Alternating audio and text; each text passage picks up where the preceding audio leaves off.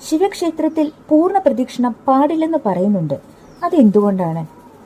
ശിവക്ഷേത്രത്തിൽ വടക്കുവശത്തെ ഓവിൽ കൂടി അഭിഷേക ജലം വന്ന് വടക്കു കിഴക്കേ മൂലയിലേക്ക് ഒഴുകുന്നു. ഇതിന് ഗംഗയെന്നാണ് സങ്കല്പം. ഗംഗ എന്നാൽ മാതാവാണ്. അതുകൊണ്ട് ഗംഗാമാതാവിനെ കവച്ചു വെക്കാൻ പാടില്ല എന്നാണ് പറയുന്നത്. അതിനാലാണ് പൂർണ്ണ പ്രദക്ഷിണം പാടില്ല എന്ന് പറയുന്നത്.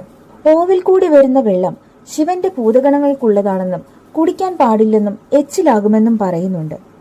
ഓവിൽ കൂടി വരുന്ന ജലം ഭക്തർക്ക് ഒരു തുള്ളി എടുത്ത് എച്ചിലാകാതെ സേവിക്കാം. അതുകൊണ്ടാണ് ഈ ഒരു തുള്ളി ആമാശയത്തിൽ ചെല്ലും മുമ്പ് ദഹിക്കണം, കൈ നിറയെ എടുത്ത് കുടിക്കരുതെന്നാണ് പറയുന്നത്. കൂടുതൽ അറിവുകളുമായി വീണ്ടും കാണാം. Please subscribe my channel.